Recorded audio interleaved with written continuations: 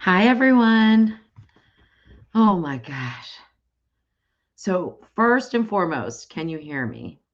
I had to reset everything up, and I'm hoping that you guys can hear me. If not, let me know. I'm trying to make sure I'm even have the right microphone here. Hold on, just give me 1 minute. Hey, Jeff, can you hear me? Hmm.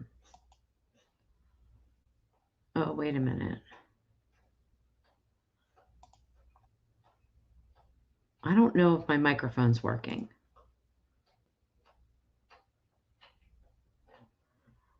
Oh, you can hear me loud and clear. Okay, all right, good. It doesn't seem like it's set to the right microphone, but maybe it is. I don't even know. It doesn't matter. As long as you can hear me, that's all that matters. It doesn't, nothing else matters. I'm learning like not a lot matters. All right. So, how is everybody doing?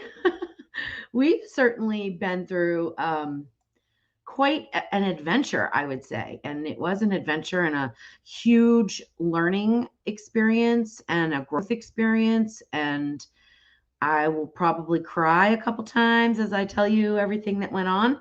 Let me first go ahead and put the comments on the stage here. So, people, if you're watching on YouTube, you can see the Facebook comments. And if you're watching on Facebook, you can see the YouTube comments. So, hey, Barbara and Craig, how are you guys? Hi, Aaron. Oh, my goodness. And Jeff, how are you? Hey, George, good to see you. John will not be joining us tonight. He is um, taking his family member to lunch for their birthday. So, um, hey, Barb, how are you? Hi, Scout, how are you? You guys got some snow up there in New York, didn't you? Um, okay, so Barb says, hope your weather's doing much better. It is. It was, I think, 50 degrees today, which was a blessing. But let me look because Jeff wrote down the timeline for me because let me tell you, this past week has just been crazy. First of all, I am in such a little bubble, so to speak. I didn't even know there was an ice storm coming. And I'm not one of those people that like gets freaked out or gets worried about weather or anything like that. I don't really think about it. I always think that they make it seem like it's going to be a lot worse than it is. And maybe that's because of my experience, living in Maryland. They would, predict these huge snowstorms, ice storms, things like that, and they never came to fruition. And I mean, it's on occasion, but it was always fun, honestly. I mean, even into my 20s and 30s, it was fun. Like, I enjoy the snow. I love the snow. I love to watch it. I don't mind driving in it. It really just, I love it and I'm used to it, right? My mom lives in Frostburg. They get tons of snow. So when Jeff told me we're expecting a big ice storm, I was like, okay, we'll hunker down. That'll be fun. Well, this was totally different than anything I've ever experienced in my life. And Jeff and I talked about where to be for this storm. It was going to hit. Most of you guys know that we have a house in northern Mississippi, which is Corinth, Mississippi, and we have a house in Bethel Springs, Tennessee. Bethel Springs, Tennessee is where we live full time. This house here literally is my office and my studio and for filming the videos because where we live in Bethel Springs at the time didn't have any internet and it was impossible for me to really do my business from there. So when we looked into office spaces and different things like that, it was just honestly, it was cheaper in the long run to buy another small house. So that's what we did. So we have two houses and we made the decision to stay in Bethel Springs, Tennessee. And the reason being is because we never lose power there, ever. I mean, like maybe once for 2 hours. I mean, literally, we just never lose power. Here in Corinth, it seems like we lose power every time the wind blows. Now, Corinth is very different, especially where we are.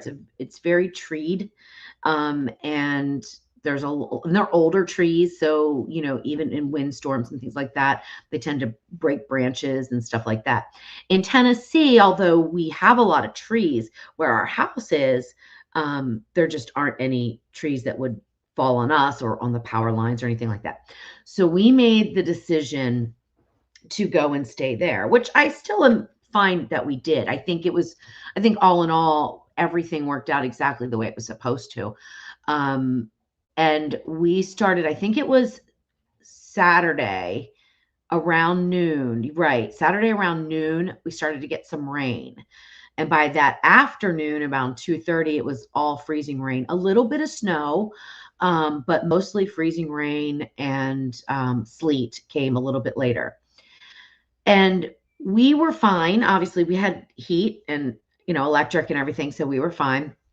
On Sunday morning when I woke up, I think I put a video out. I did. I put an hour-long video out because I needed to grab one from the archives. And I put a bread making one out on Sunday morning, but I didn't do a premiere because I didn't know whether or not we would have electric. We were kind of expecting, with all of that ice built up, that we might lose it on Sunday. And that turned out to be a good call because at 6 a.m., the power went out at 6 o'clock in the morning. Now we stayed there. First of all, we couldn't leave, right? There was no way to leave. The roads were just a sheet of ice. It would have been dangerous. So we could not leave. We were there, no power. Now our house did a good job at keeping everything kind of warm, that whole day. We did a couple of things, and I'm going to show you some of the things that we did because it really did work. So let me find those photos, and I'm just going to put them. I'll put myself down here, or actually, I guess maybe I can move. Oh, I can't move myself. Let me turn the comments off for just a second, and then let me find this file because I think you guys will find it funny. So we saw on the internet, let me see how I do this. I think I do it like that. Nope. Oh no, I've got to do it this way. Hold on a second. Let me get the image file. Hold on. I saw on Facebook this thing, and I said, well, I have a crock pot liner. I will do it. Now I've got to find it. There we go. So we put these together. Now, why isn't it there? Oh, add it to stage. Okay. So we put this together, and this is in our bedroom. And I had one, I'll show you. I made a pseudo office, but this here is in our bedroom. And believe it or not, this little setup kept us warm that whole night. I had like 3 of them going in different rooms. And I'll show you the other room because you'll really get a kick out of that. But between the dogs and this, we were able to stay very comfortable that night. So that was on Saturday night. Sunday night. No heat since 5 a.m. Frigid temperatures, way below freezing, in the teens, I think. And this worked. So this is a crock pot liner that goes to an old crock pot of mine, and it comes out. So it was really nice that worked. And then a candle and 2 mason jars is what I did here. So that worked great. We didn't have any internet, so we don't have phone service normally there, and we don't have good internet. And yeah, George, it's a crock pot liner, so it's ceramic, and 2 mason jars and a candle. And sometimes we would put multiple candles. I went through a lot of candles this past week, a lot of candles. But this radiated enough heat, along with the dogs, and they put off a lot of heat anyway. So that kept us warm, and it worked great. I mean, we were not cold until the next day. And then I'll get into that in a minute. But before I do, let me show you this next thing because I think it's just hilarious, and it's who I am. I am a workaholic, number one. So I didn't have any internet, and I'm trying to figure out how to get this. Let me remove that, and then I've got to do another one. I love to work, obviously, and I found one place that I could get my hotspot on my phone to give me internet to get on my computer to do work. And so I set up my little office right here in my bathroom. Oh my God. And you can see that this was this was a smaller one, a little smaller setup. So I was able to keep this room and my bedroom at about 60 degrees. So it worked fine until Monday. By that time, we had lost too much heat and it became very cold. So Jeff decided to go to Mississippi. I was a little nervous about that. I didn't really want him on the roads, but I also knew that we could not stay in Tennessee. We needed to at least make sure that we wanted to find out. I knew that the gas heater worked without electricity, but I just wanted to make sure that the gas fireplace here in Mississippi worked without electricity. Although I already know it does because I've turned it on when we didn't have electricity, but maybe I was wrong. So Jeff decided to drive down to Mississippi by himself just to make sure that he could get there and to make sure that, we could, be warm there and all that stuff. So I started preparing. Now, preparing to leave without electricity when you don't know when you'll be back and you don't know how long the electricity is going to be is not just packing your stuff and going.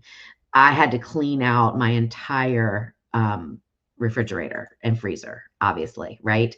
Because I told Jeff we don't have any choice. Like we have to get everything out of the freezer because if we don't get back, the things will liquefy. It's not even about just throwing food away. Like I knew at that point we were gonna have to probably throw food away, right? That wasn't the thing. The thing was going back to that smell. I don't think so. No. So big buckets, big containers. We just started throwing everything in. And it's kind of funny because I wanted to clean out this freezer for a really long time. And so, there are some positives here, right? So cleaned out that, put it into the truck so we could bring it down here. See what I would save and what I wouldn't save. Like that night, for example, we ended up eating French fries and tater tots. I mean, because I had them, they were thawing. So we just decided that that's what we would have for dinner. And I even deep fried them on the stove, which is something that because we have a gas stove here in Corinth. And I don't like deep frying at all. It scares me, but I did it. Everything was delicious, So we used up some French fries and tater tots. Hilarious, right? So anyway, let me show you some of the other things that we did real quick if I can. I don't know what this one is. It's probably, I think it's the dogs. I know a lot of you guys like to see the dogs. So let me pull this up here, image. I'm not very good at doing this, so bear with me. Let's see. Now I think I need to go here and then add that up there. Yeah, so these are all the dogs. Forgive all my stuff. I can't believe Jeff gave me this with all this stuff. He's supposed to crop it out. But anyway, so you can see my laundry that I just threw over there.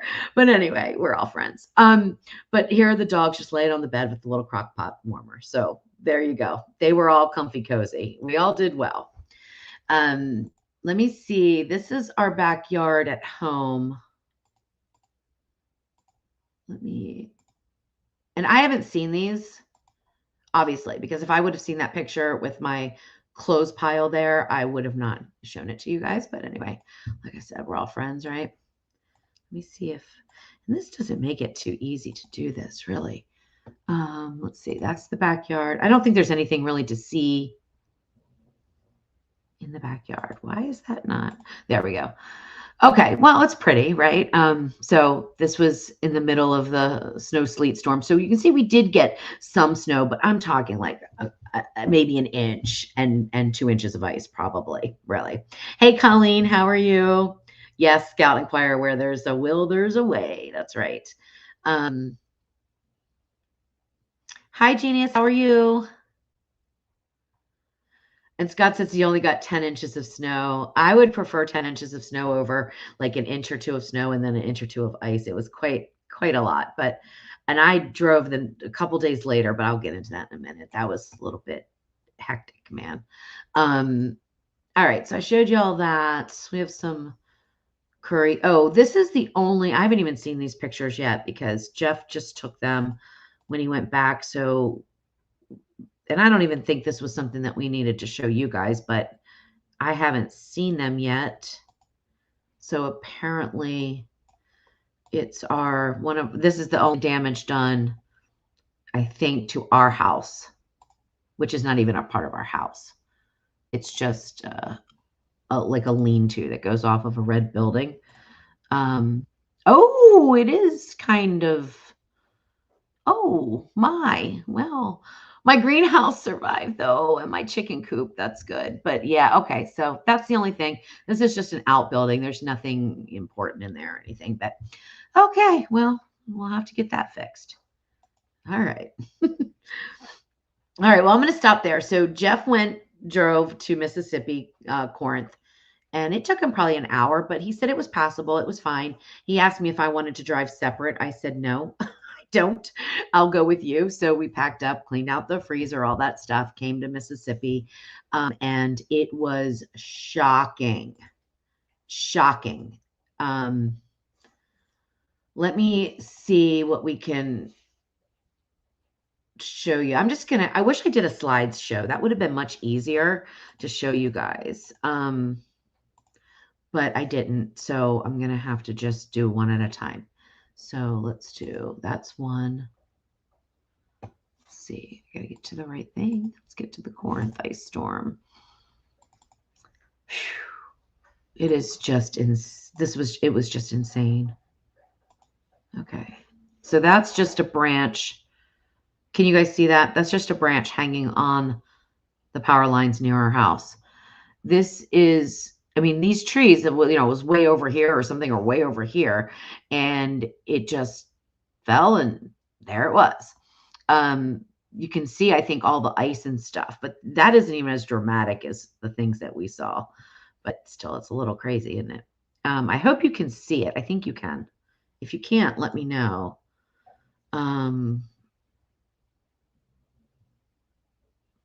Oh, wow. Grove of Trees, you still do not have power in Nashville. Wow.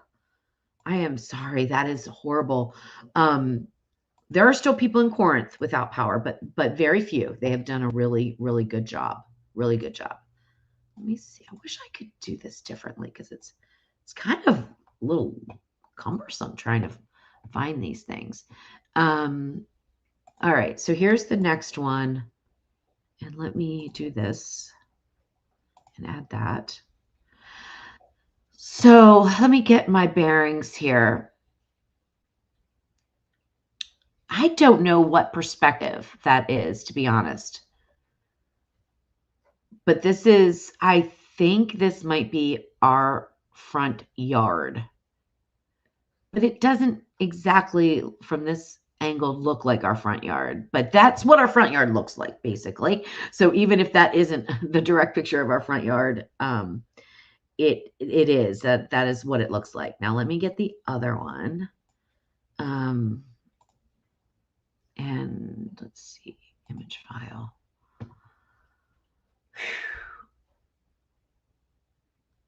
I don't know if I think this one is another one. It's kind of weird. Yeah, that is our front yard. So this is the corner. There's a house here, and I don't know if Jeff gave me, I don't know if he gave me that photo, but there's a photo of their line was totally down their driveway. I mean, there's power lines down everywhere. As you're driving around, you have to be careful. Of course, Jeff, at the time, there wasn't any power, so they weren't live. But then the electric company said, assume, as they started to restore things, they said, assume that they're all, live and be careful. All right, let's see. Oh, here's the power lines next door. Where seems like he's got these in different folders, or I'm just not reading them right. Oh, there it is. Okay.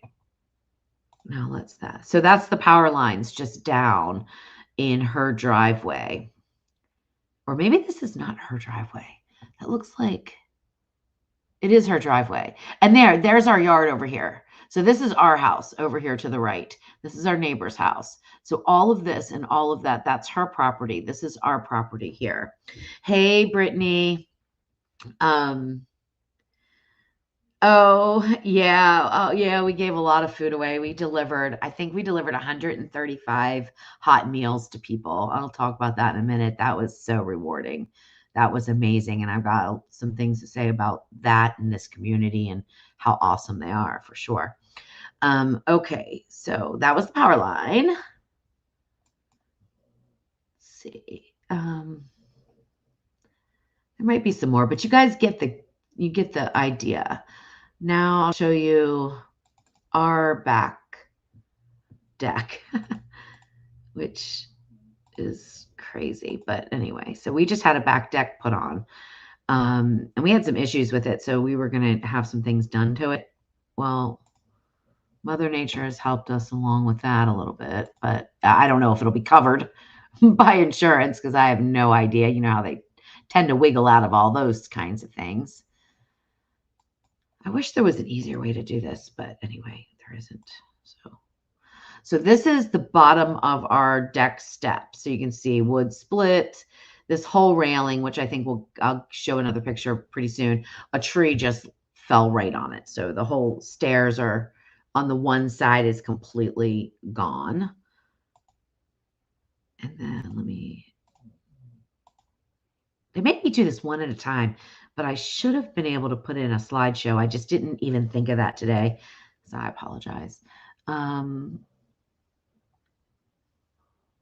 Let's see. Another deck railing split. That's no big deal. Let's see. He says this is a wide shot. Some of this is for insurance, so I didn't go through them beforehand. But yeah, okay. Well, that gives you a good perspective.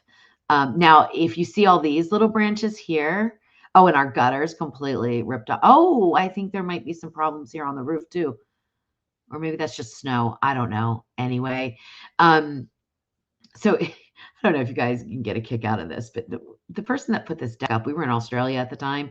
I have no idea, but like he put these, they're like 8 feet. They're not really, but they're like 8 feet tall. I have no idea why he put the railings up so high. So we're getting all that fixed anyway. But if you see all of this damage here, that is what the entire backyard looks like. It's just crazy. It's just absolutely crazy. All right, let's get that done. All right, that's about all. So we were very lucky. We had no issues. Now, this is some things that Jeff saw and took pictures of outside of our immediate area. And that doesn't even begin to explain the damage. Like if I had an hour, I could show you a bunch of photos, but I'm just trying to give some highlights here of things. This is, let's see, there we go. There's one. So that was just the other day when Jeff was delivering food to somebody. I think this might be Ramsey. I'm not even sure how you pronounce it, but I think that might be what it is. And this was just just a power line. That's what they're dealing with all over the place, is these power lines and poles just totally down. All right, let's see. Let me get the next one. See what this one is. Again, I haven't seen these, so I have no idea what they are exactly. That's not what I meant to do. And image file. Let's see if this one's different. Yeah, there's another thing. So as he was driving, this is a power line. There's power lines in our neighborhood everywhere. I can't even explain. Like, I just can't even explain the damage. You don't, George, you have no idea if the power's on or off, if the line is hot. I mean, I guess you might see it sparking, which would really be scary, huh? But this storm knocked out 100% of power to everyone in Corinth. So at the time, there wasn't any power. Colleen, honey, I guess you don't know. We lost all of our chickens last year. We had a hawk issue, and no matter what Jeff did to try to protect them, that hawk got all of them. So we didn't get any more. And because we needed to figure out how to put a top on our run. So we haven't done that yet. So yeah, so we didn't have any, but yeah, sad. But I'm sad because I love my chickens, but I'm also glad that we didn't have to worry about them because I don't know how they would have done. I mean, they're bred for colder weather, but this was really, really crazy. So, anyway, so again, I am not telling you guys this in any way, shape, or form to tout my own horn or anything like that, but there were so many people without electricity, and we ended up getting a generator. So let me, tell you that we got a generator. We found one, which was amazing in and of itself, and I think kind of just the sign that we needed to do more for people. So I had started to, of course, I needed to cook through my freezers. And when I tell you I have a lot of food in my freezers, I mean, I have a lot of food in my freezers. And I didn't know when the power would come back on. So I started to cook. And I thought, okay, well, if I'm cooking, we're not eating it, I'm giving it away. So I put a notice up in one of the Facebook groups for Corinth. And I just said, look, I know it might be a little odd to take food from a stranger, but I, explained that I write recipes for a living and, that I am a real person. I'm legit. I'm not going to, poison you or anything and all that kind of stuff. And if anyone needs a hot meal, to please send me a message and I'll make sure that we get it to you if we can safely do that. So at first, it was just like a trickling of people, like one or two here or there. So we fed one family for a couple days, and then a couple of you know, when I say random, I just mean like one or two people here, one or two people there. Well, then that post, I actually posted again. Once I got the generator and I knew I could do more, I posted again, and that post took off, had so many shares, and I started getting messages from people from all over the United States. And this is what's, to me, amazing. Um, I had people from Northern Virginia contact me about a friend that they know in Corinth, and that person probably wouldn't reach out, but they know that they're without power and they could use a little bit of help. We had a sister of somebody, a couple call, and I'm not going to divulge too much information, private information about them, but that again, wouldn't probably ask for help, would say they're fine, but could probably really use a hot meal. We had, family members from Memphis call about one lady who takes care of her sons, and no power, way out in rural Mississippi. A mom who takes care of an elderly neighbor and has kids. She reached out to me, and so we just went to work, and I cooked and cooked and cooked. I don't know why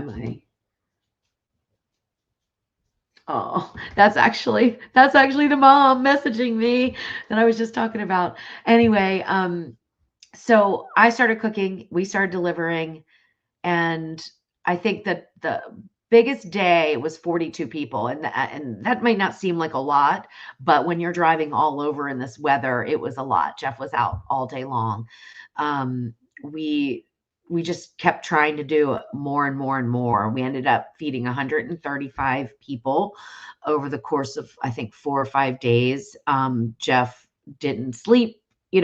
He was working. He never missed any work. He was working nights. And yeah, it was pretty amazing. But the little bit that we did, to me, that was nothing, because that's what I love to do anyway. I love to cook. So for me, it was nothing. What was something is learning about the people in this community, and how I know I would have been a whiny. I'm sorry. If I was cold and hungry and didn't really know when the power was going to come on, I would be a little whiny.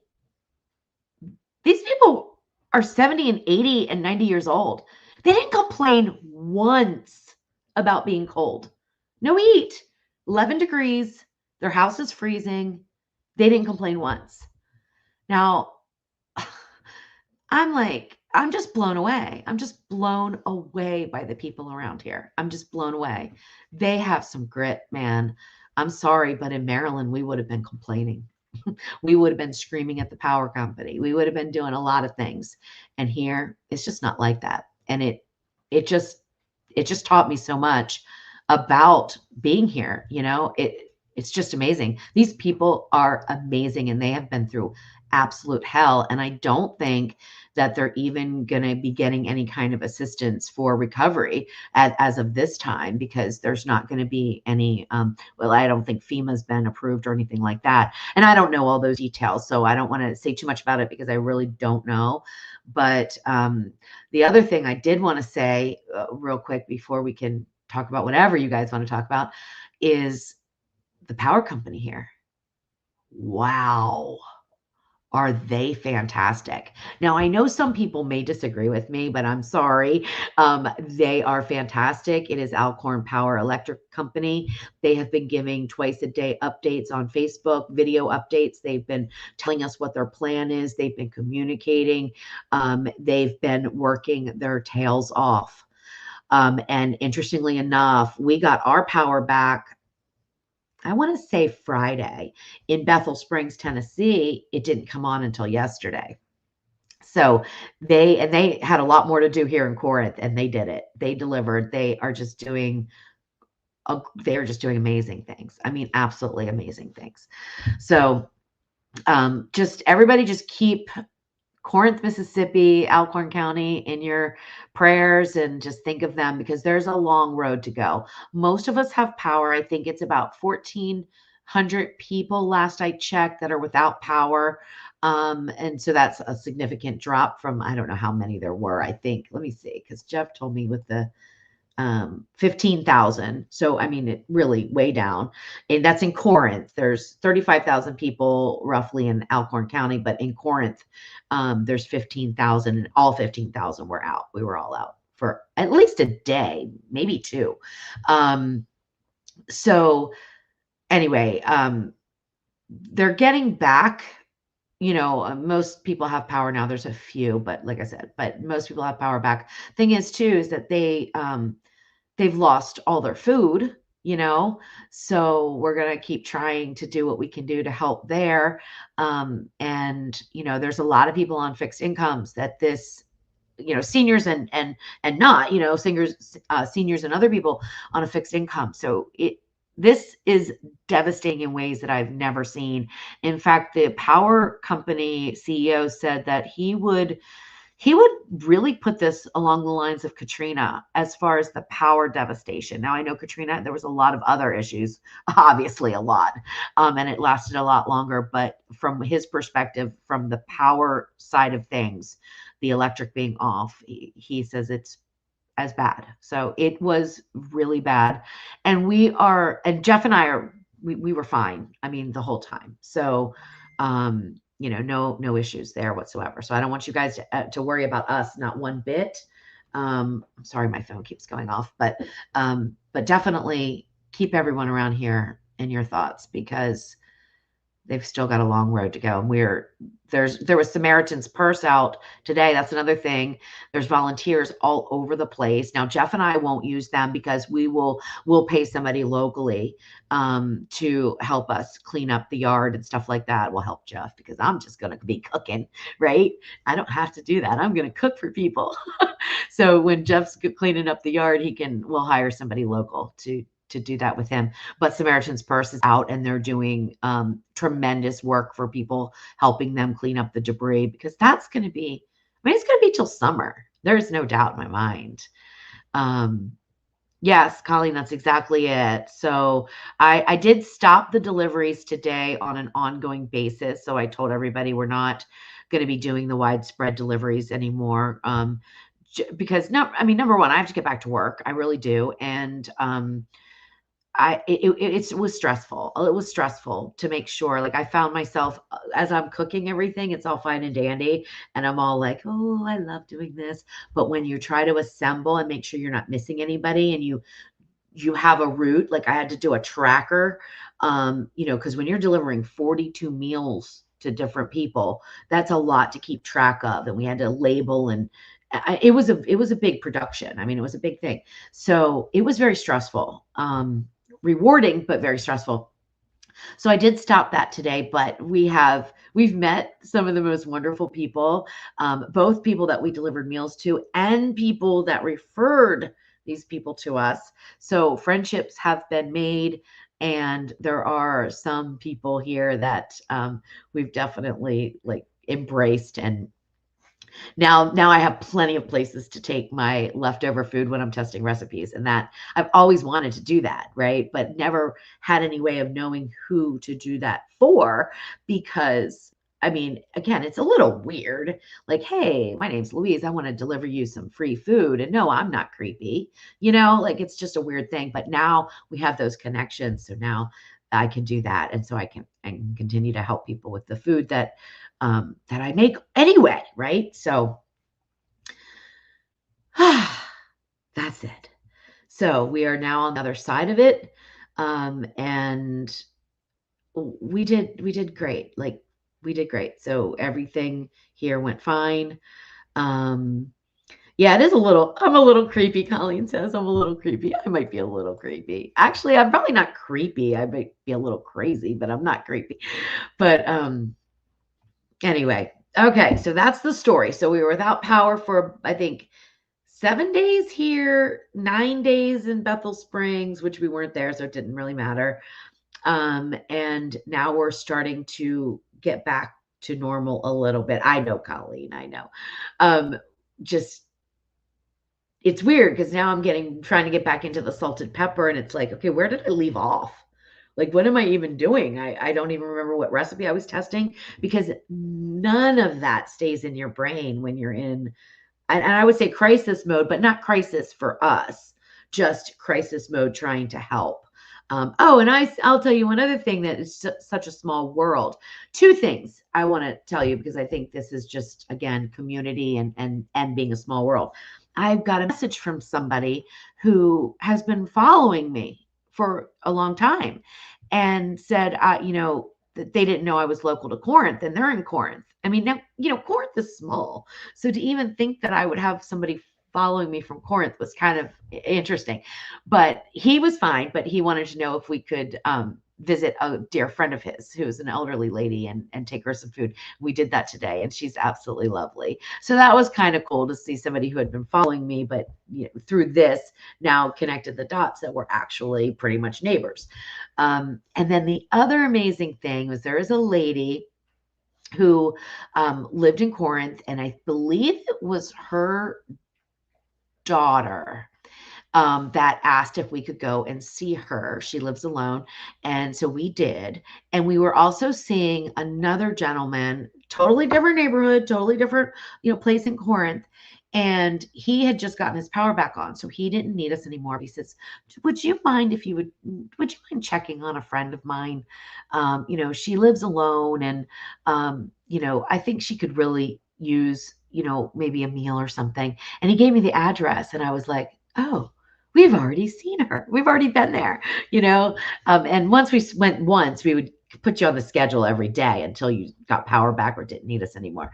So I was like, but we can go back, because she had gone to, I think, stay with a friend or something, and overnight, because it was so cold without power. It was so cold here. And so we put her on the schedule for the next day and went and saw her again. But just amazing people around here, always thinking of others. It's just really heartwarming. It was just great. Okay. So now, what are you guys doing? Like, maybe we could talk about some cooking stuff for a minute. What have you guys been cooking up? Oh, George, always with the jokes, right? The power company probably know you made haggis and Marmite, so so they don't have to deal with crazy lady. That's right. That's right. That's hilarious.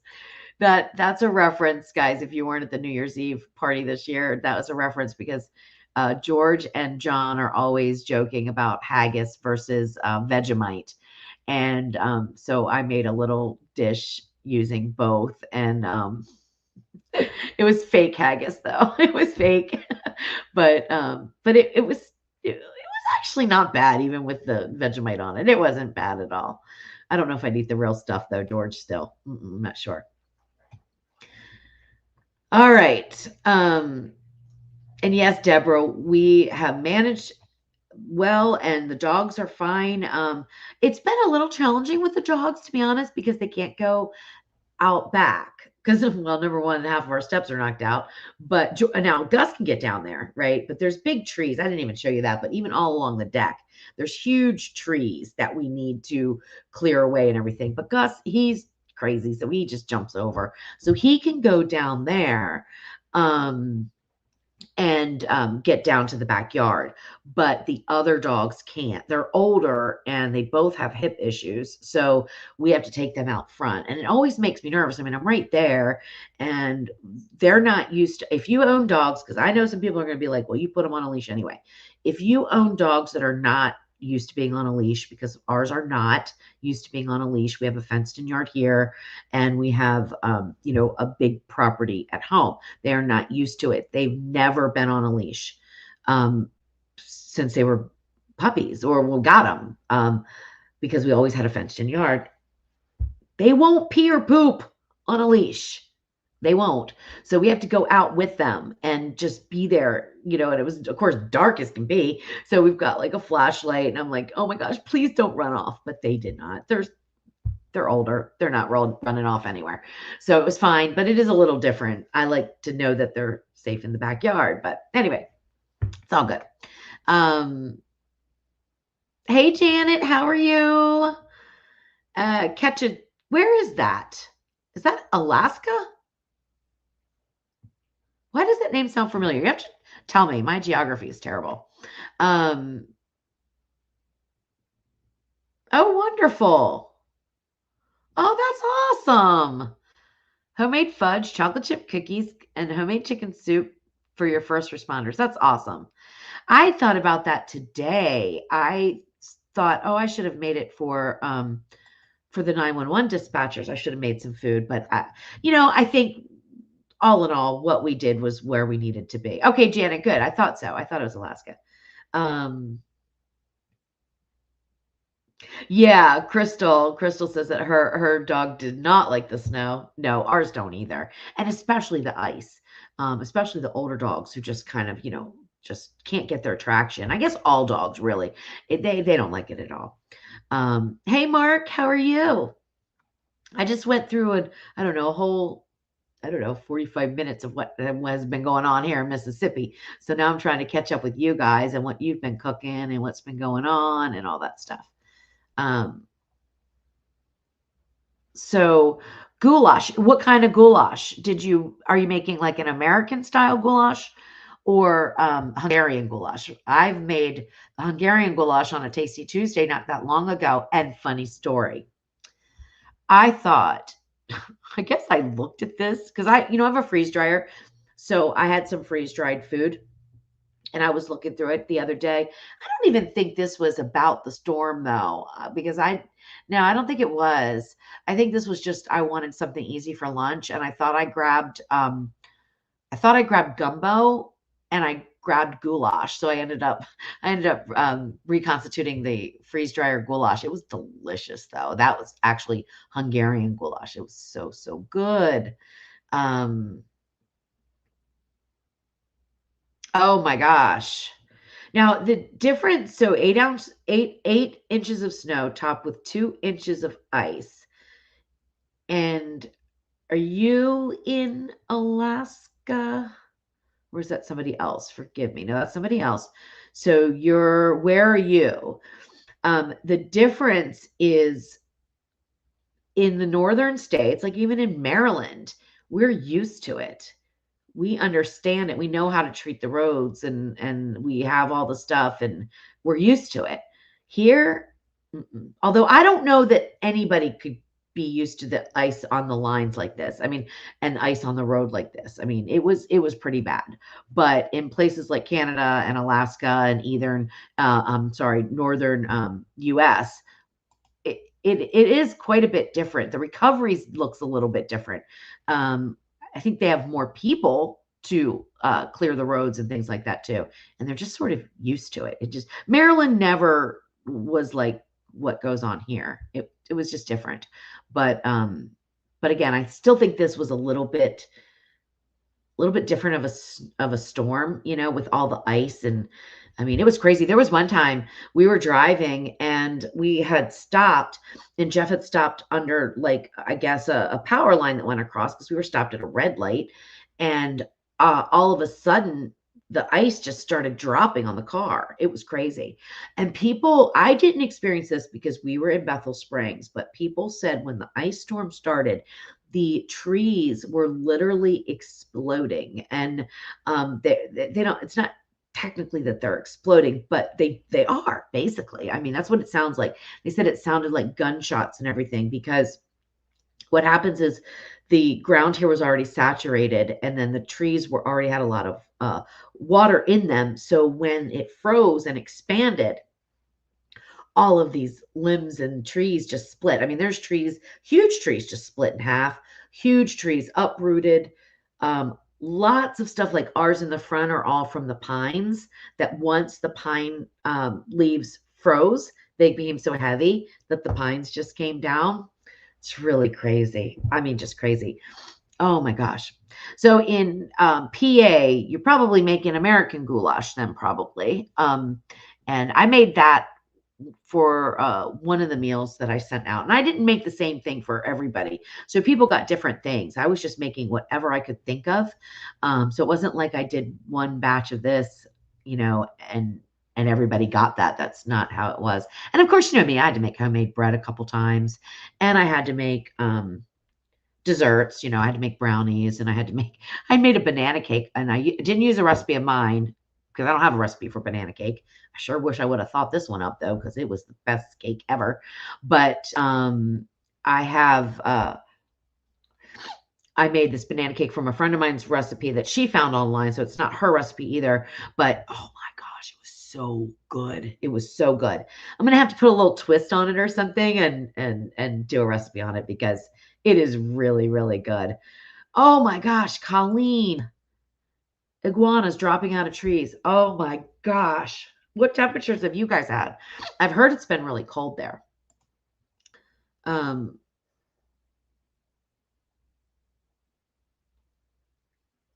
let's see. Oh, corned beef and cabbage. Oh my gosh. Yes, that is a good recipe. I've got a couple of, well, the one main one is in the Ninja Foodie. That is so good. It's a little labor intensive, but to me, I've tried to like streamline it and make it a little bit different. It's just not as good. So that one is a really good one. Definitely. Definitely good. All right. So what else? Colleen's is making a lot of one pot meals in the Possible Pro. Today was cabbage and corned beef with potatoes, carrots, onions. It was yummy. Yep, that sounds good. I just made bread. In fact, I made bread in the Possible Cooker Pro be from start to finish, because I know people really want to learn how to do that. And it turned out great. I don't have any because I gave it all away today, so I can't even show you, but it's beautiful brown loaf of bread.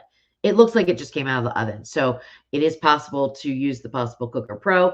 And I had done it before, but it was a little fussy. I have now defussed it. So now it is super easy to do once you make up your bread dough. So we're going to get that. Yeah, Sylvia, definitely. Next time there's a snowstorm, y'all head on down here, because I got plenty of food. Plenty of food. I think it's 50s here. It's going to be, I think, 30 today. Hey,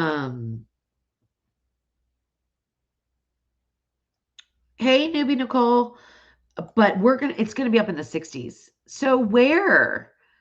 Some years back on the East Coast. Where was that? Because I lived on the East Coast all my life, really, until I moved here. But I don't remember that. Of course, I don't know if I was there at that time or not. But yeah, I'd be interested to know what state that was on the East Coast.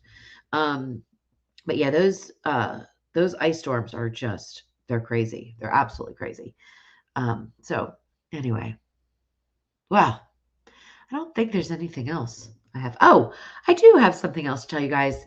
Before all this chaos started, I released a podcast. I don't know if you guys know that. Oh, in Connecticut. Okay. I don't know if you guys know that I have a podcast called Simply Cooking with Louise. I do. And Jeff and I put out one episode years ago, and I kept wanting to get back to it, and I never did. So I prior to this thing, I have it all mapped out of releasing an episode every week. But the episode that I just released before all this happened is on marinating. And I think it's pretty interesting. And I hope you guys give it a listen. In that episode, there's also a link that I give you to download a free guide that you can get, that kind of is like a, just to download and keep on your computer and stuff like that. It's got a little work checklist. So if you are interested in learning more about marinating and how it all works, because I did something. This whole thing came up because I was creating a recipe for bulgogi, a Korean dish, and I was marinating the beef, and it's kind of a funny story, but you usually use like half-inch strips of beef or whatever, and I ended up having shaved ribeye, and I thought, oh, I'll throw it in the marinade, and blah blah blah. Well, then life gets busy, and I forgot about it, and the next day I went to like stir fry it up. Well, you can't. It's shaved. It's been in the marinade. It's pretty much just shredded now at this point. It tasted fine, but it was just like horrible. So started to just kind of do some research on marinating, and what types of acids work, how they work differently, and blah blah blah. And it just really got interesting. So I decided to do a podcast on it, and I think it's pretty good. So, but I'd like to know your feedback. So if you have time, and it's not a you know video thing, so you could be working out, washing dishes, doing whatever.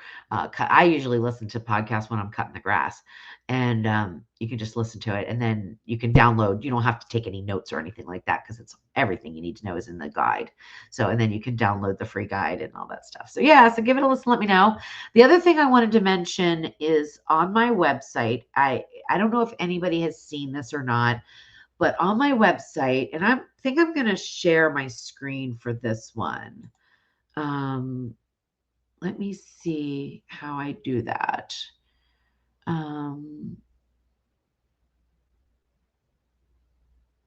Hold on a minute. That is not. I think there's a way for me to pick. Wanted to show you guys this little cook pal.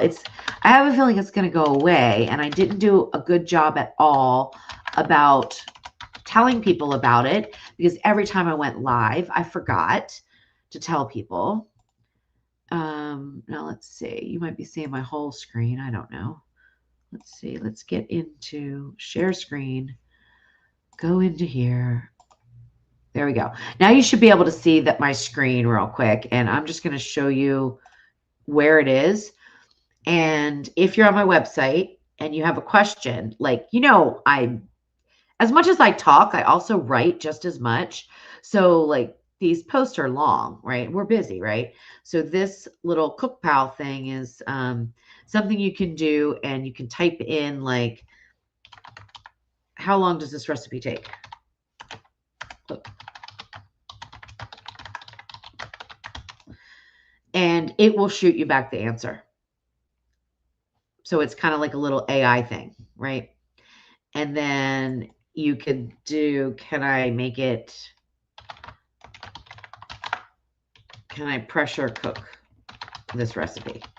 And it will, if I have the information in there. The thing I like about this setup, and then I'm just in a beta program for it, but it will only give you an answer that is in my post. So if I didn't say it,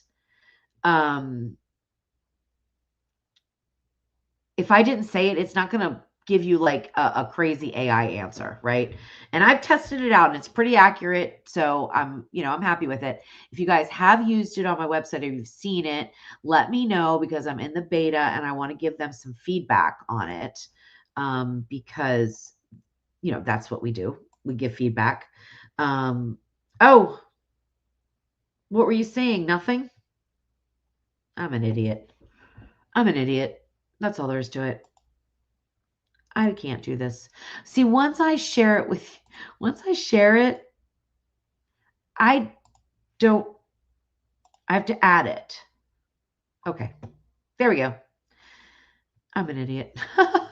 All right, so let's go back. So anyway, I'm going to close this out so you can see from the beginning. So here is the CookPal thing. It's over on the right, and on mobile it's up on the top, and it looks like the Jetson. What was her name? Oh my gosh, it's on the tip of my tongue. If you've watched the Jetsons before, Rosie. This to me, this looks like Rosie, right? So you can just go ahead and ask a question. So let's see. What kind of chicken can I use?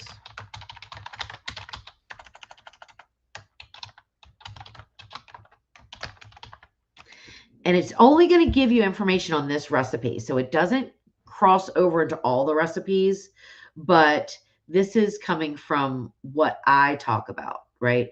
So that was the big thing, like I said before, is it's only what's in my post, or it's supposed to be only what's in my post. It's not reaching out to AI everywhere. So anyway. Um, so anyway, I don't think her name was it Jane? I thought it was Rosie. Jane was the wife, I think. Who's up on the Jetsons, right? Who's up on the Jetsons?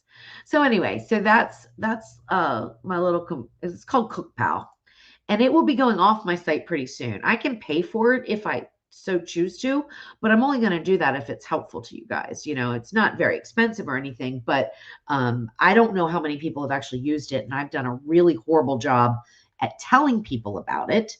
So yeah, so that's my fault. I've had it since I think November, and I just don't I just keep forgetting to tell you guys to start using it and see. Yeah, Jane was the wife. All right, so we've got some Jetson people in here. I always loved the Jetsons. I did. And the Flintstones. They're my favorite. I don't think cartoons are anything like they used to be, I mean, even Scooby Dooby Doo, right? Um, so yeah, so anyway, so yeah, use them up, use that little my little Rosie Cook Pal lady, and we'll see how it goes, and I'll try to get some analytics. Hey, Bonnie, good to see you. Um, Lisa, that's a good question. Lisa's asking a food question, so we're gonna stop talking about the Jetsons to talk about food. Is petite sirloin a hard thing to cook? Meaning, is it tough? I don't think it's tough. I don't know that I've actually.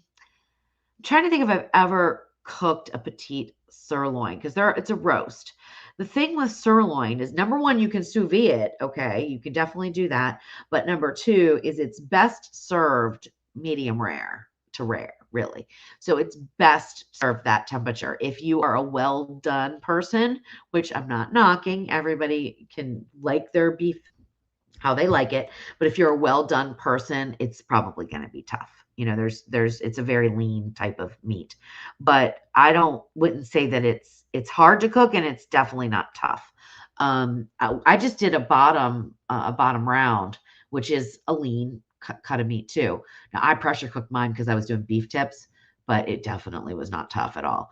But things like that, your sirloins, your top rounds, your bottom rounds, they are best done medium rare.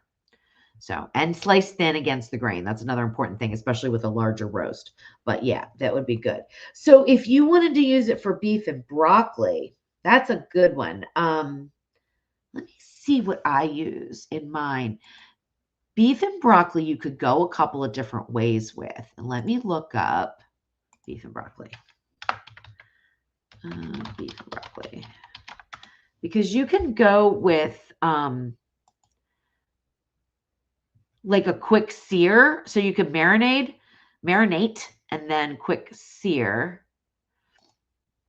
I think I pressure cook mine. I use top sirloin or flank, but your petite sirloin would be fine too.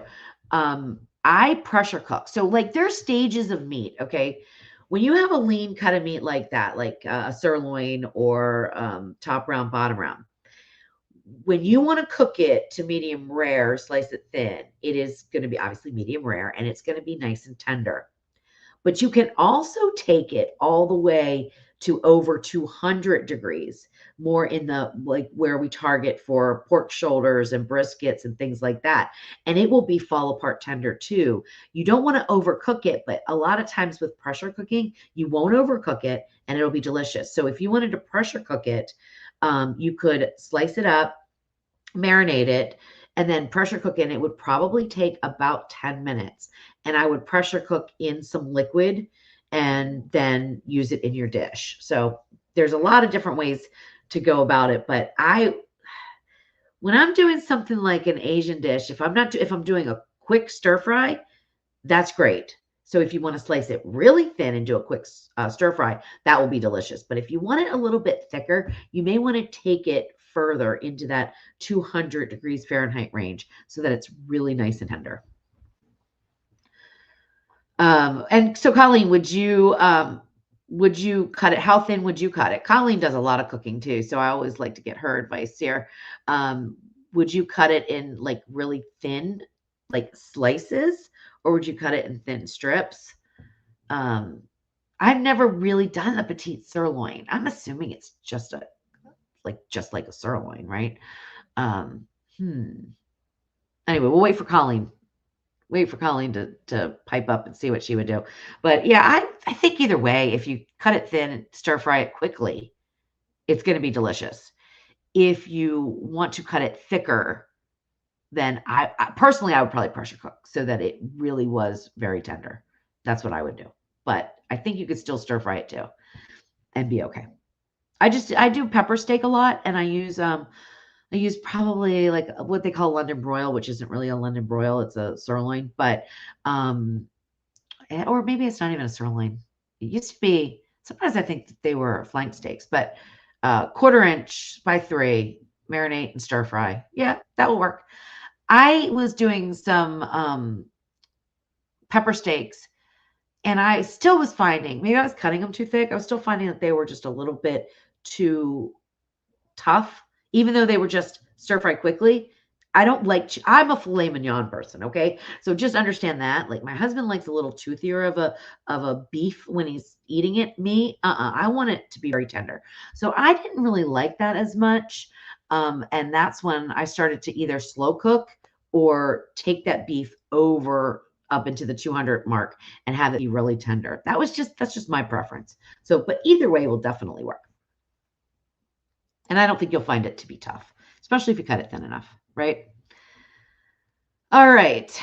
I think we're about ready to wrap it up. Does anybody have any other questions or anything? I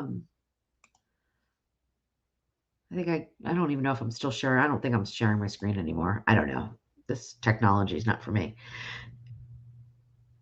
Yeah, that's me, Colleen. Definitely. Definitely. No. Bye, Colleen. Thanks for joining in. Mara, I have not done a pork prime rib. I have not. I'm trying to think the closest. Let me.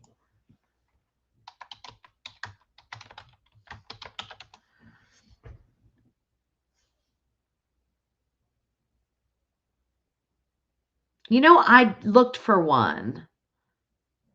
No, I have not. They're beautiful. They're beautiful, aren't they? But no, I have not. I've never even seen one around here. Um, Good night, Genius. I love that name, by the way.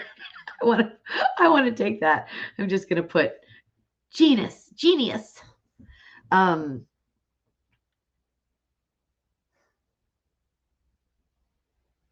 okay, yeah, so George, I can tell you why.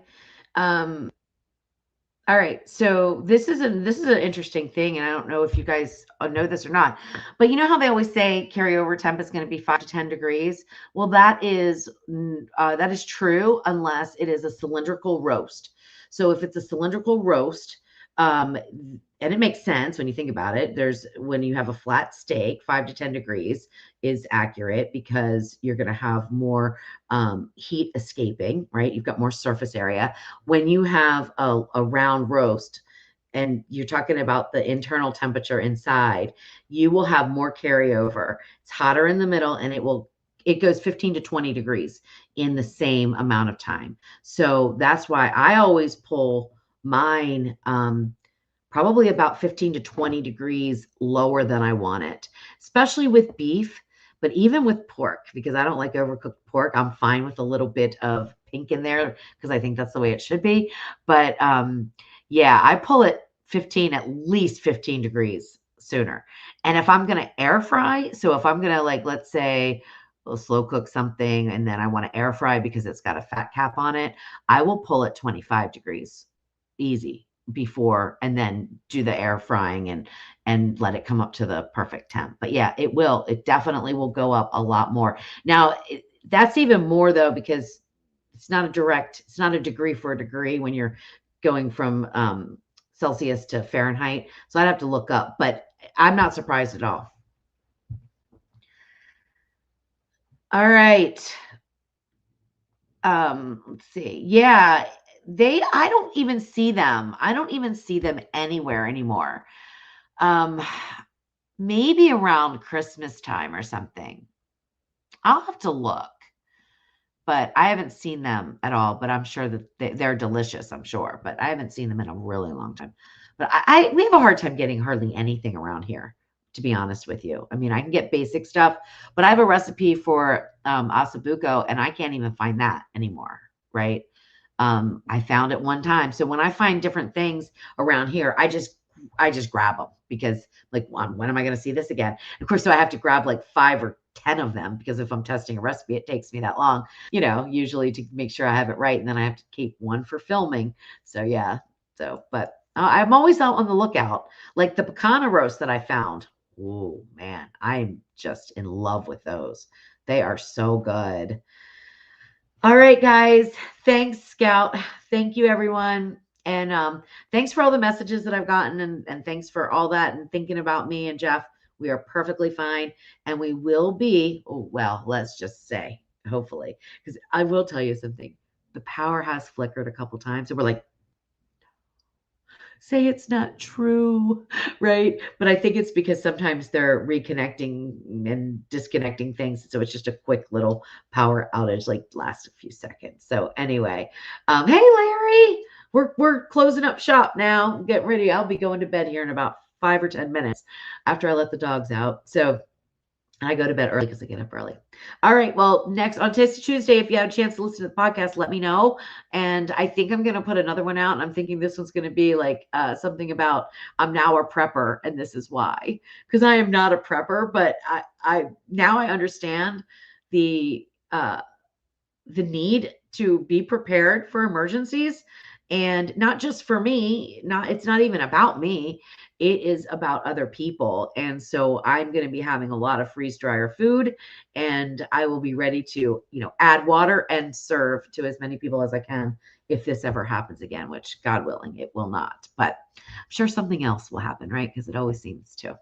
All right. Love you guys. I'll see you on Tuesday for our Tasty Tuesday.